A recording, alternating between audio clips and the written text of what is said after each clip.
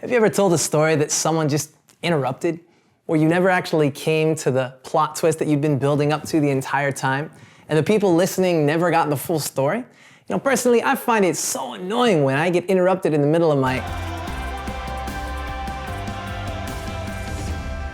Hey guys, it's Justin again, back with another episode of Tough Tuesday, where we explore difficult and controversial verses from the Bible and see what they really mean. In today's video, we're talking about Peter's vision in Acts chapter 10. So Peter had this vision of a giant sheet coming down from heaven with all kinds of crazy critters and creatures in it, kind of like some of these. And this voice spoke to Peter saying, "Rise, Peter, kill and eat." But Peter said, "Not so, Lord, for I have never eaten anything common or unclean." Then our key verse, Acts 10, verse 15, and a voice spoke to him again a second time saying, "What God has cleansed, do not call common." A lot of Christians believe that God told Peter here in this vision with the animals on the sheet that he was removing the dietary instructions that he'd given his people in the Old Testament. Nothing is unclean anymore, people say, so we can eat anything we want. But really, this is one of those examples where we interrupt the story and draw the wrong conclusions. Many Christians today are really quick with their interpretation of this vision, but did you know that the very next verse in the vision, after the vision rather, tells us that Peter didn't understand the vision himself? Are we just that smart, or is there more to the story? As Peter's confused about the meaning of the vision, God's answer was knocking on the door, literally.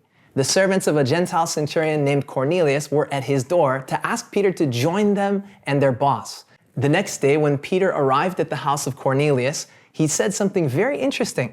It was unlawful for a Jew to be in the house of a Gentile, but Peter said, "God has shown me not to call any man common or unclean." Wait, what? Any man? I thought the vision was about eating animals.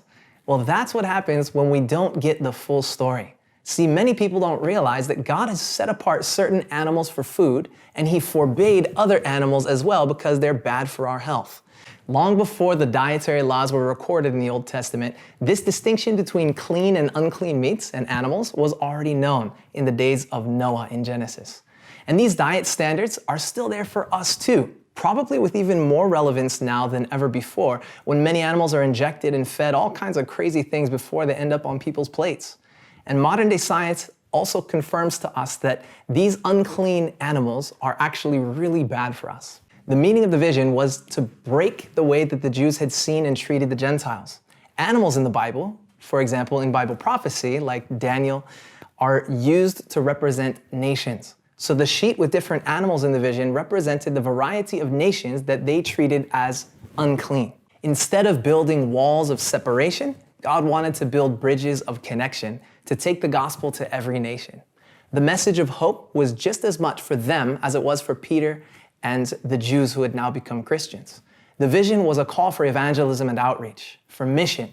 That's why God immediately provides an opportunity for Peter to act on it and proclaim the good news about Jesus. The reality is, the better health we're in, the healthier we eat, the more energy we'll have, and the more we'll be able to be clear-minded for God to use us for spreading his gospel. Are you willing to eat healthy and skip the unclean meats and be ready, just like Peter, to share the gospel with whoever God sends you to?